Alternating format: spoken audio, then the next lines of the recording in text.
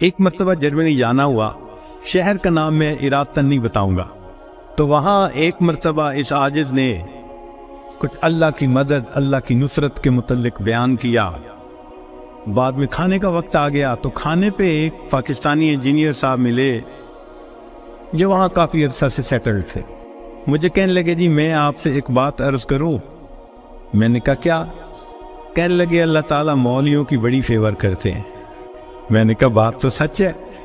اب چونکہ کھانا کھا رہے تھے پھر وہ کھانا کھانے لگے، پھر کچھ دیر کے بعد کہنے لگے جی اللہ تعالیٰ مولویوں کی بڑی فیور کرتے ہیں۔ اب میں نے دیکھوں ظاہر میں کہ وہ تو بے شک نہ داڑھی تھی نہ کچھ تھا، ایک عام جیسے انجینئر کی زندگی ہوتی ہے، ایک خوبصورت نوجوان تھا عام زندگی گزارنے والا۔ جب کھانا ختم ہونے لگا نا تو پھر ذرا میرے وہ قریب ہو کے بیٹھ گیا، پھر کہتا ہے جی اللہ تعالیٰ مولویوں کی بڑی فیور کر۔ اب مجھے سمجھ لگی کہ یہ کچھ کہنا چاہتا ہے لیکن ذرا اس کو وقت چاہیے، علیحدگی چاہیے۔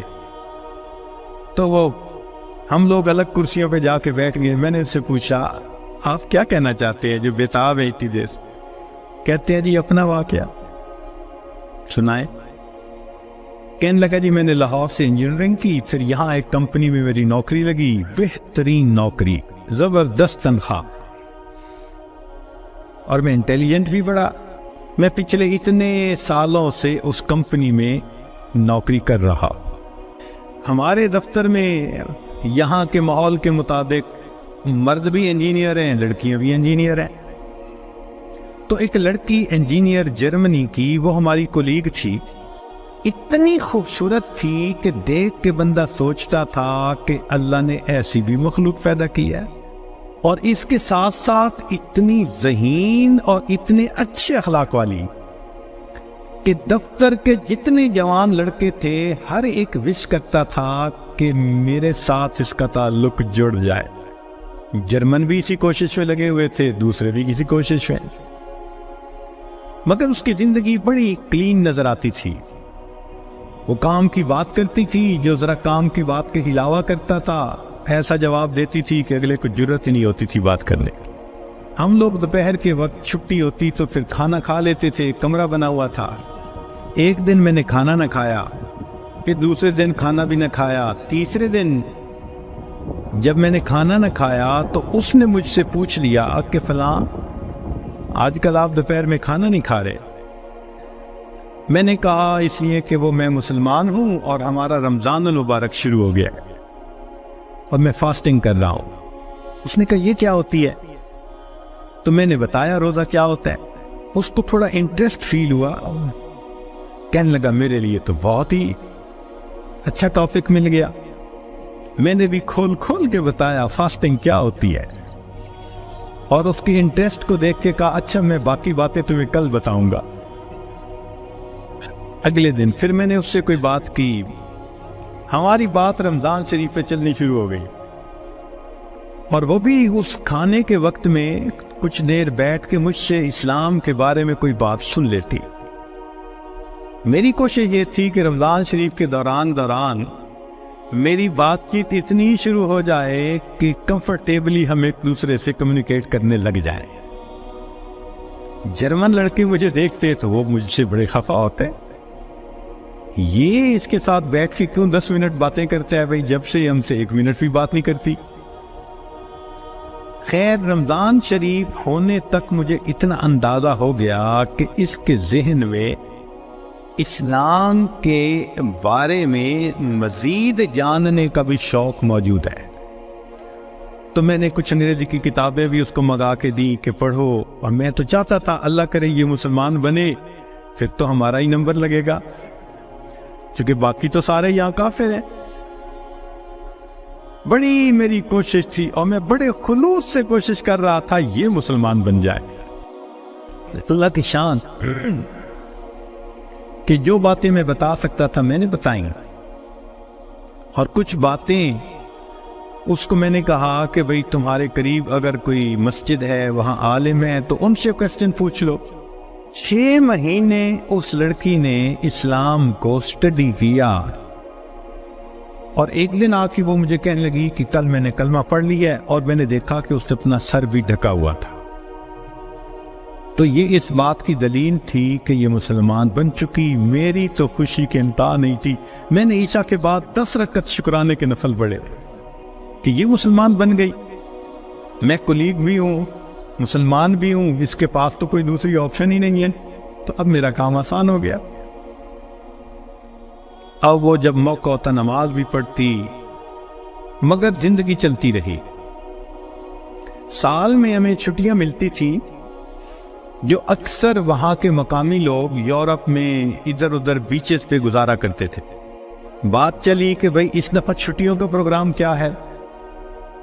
اس نے کہا کہ میرا ارادہ ہے کہ میں اس دفعہ ٹرکی جاؤں گی، سنیں وہاں بہت مسجدیں ہیں اور بہت علماء ہیں، میوزیمز ہیں، تو مجھے ذرا اسلام کو اور زیادہ اسٹڈی کرنے کا موقع مل جائے گا۔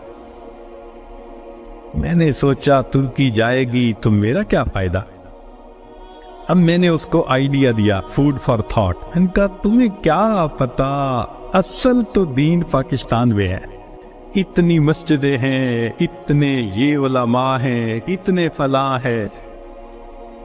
اب میں نے ایسی سہانی سٹوری اس کو سنائی کہ اس کو لگا کہ اگر مجھے دین سمجھنا ہے تو شاید وہاں انفارمیشن زیادہ مل سکیں گی۔ اور ادھر میں نے اپنی امی کو فون بھی کر دیا، امی میں کوشش کر رہا ہوں کہ یہاں سے ایک لڑکی آ جائے پاکستان، بس اس کو پھر آپ شادی کے لیے تیار کرنا، یہ آپ کا کام ہوگا۔ امی نے کہا بیٹا بات ہی کوئی نہیں۔ میری بہن ایک ایم اے انگلش تھی، ایک ایم اے اکنامکس تھی، بہنوں نے بھی کہا تو ایک دفعہ لے آؤ اس کو، ہم اس کو تیار کر دیں گے، مسئلہ ہی کوئی نہیں۔ اب میری کوشش کہ کسی طرح یہ سفر کرے۔ 2-3 دن وہ سوچتی رہی، پھر اس نے کہا کہ اچھا ٹھیک، میں نے ارادہ کیا ہے کہ ان چھٹیوں میں پاکستان جاؤں گی، مگر میں اپنی ارینجمنٹس خود کروں گی، تم فلائٹ نمبر بس بتا دو کب جا رہے ہو۔ تو میں نے کہا ٹھیک۔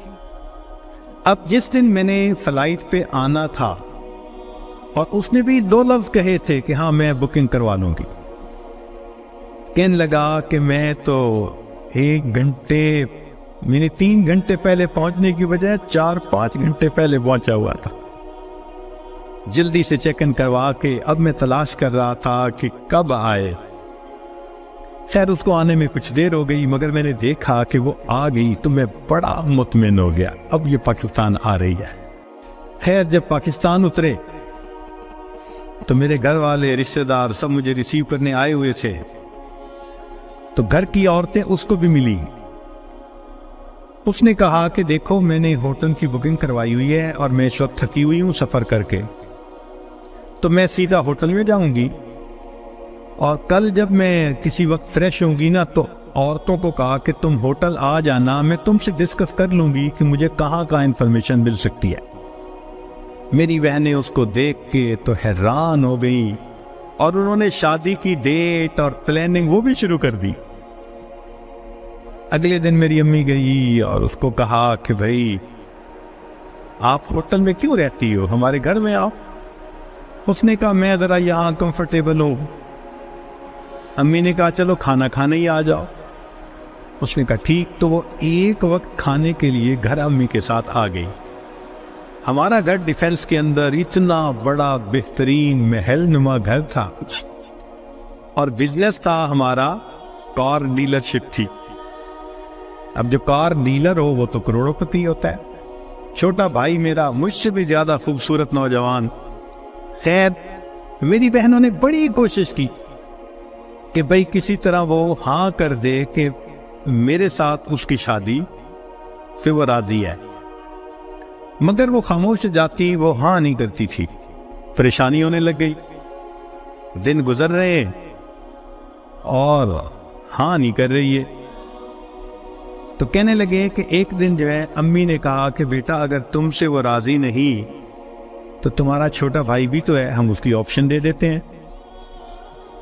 میں نے کہا ٹھیک ہے کوئی بات نہیں۔ امی نے چھوٹے بھائی کی آپشن دے دی، وہ سن کے پھر چپ ہو گئی۔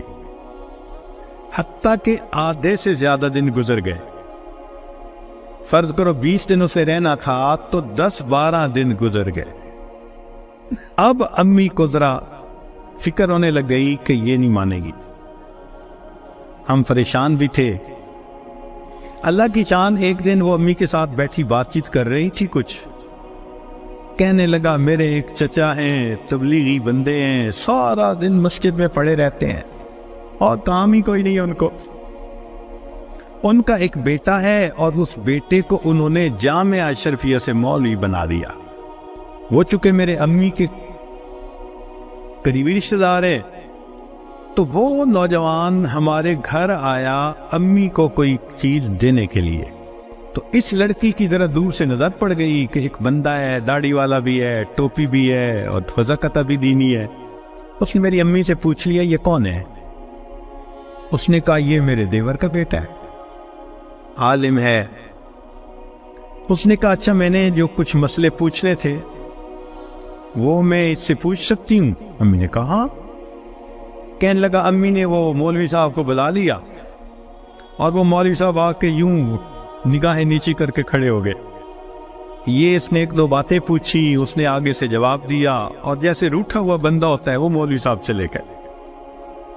اس نے جاتے ہوئے اسے پوچھ لیا کہ بھئی اگر کوئی اور بات پوچھنی ہو تو آپ کا ٹیلی فون نمبر، اس نے ٹیلی فون نمبر دے دیا۔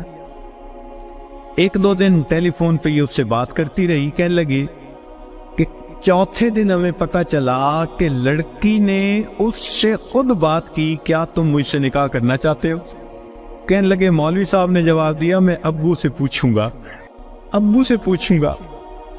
اس نے ابو سے پوچھا، ابو نے کہا کہ بیٹا ساری دنیا مسلم مومن کے لیے اس کا ملک ہے، اگر تمہارا رزق اللہ نے وہاں لکھا ہے تم دین کی نیت سے جاؤ، اللہ کے دین کا کام کرو وہاں۔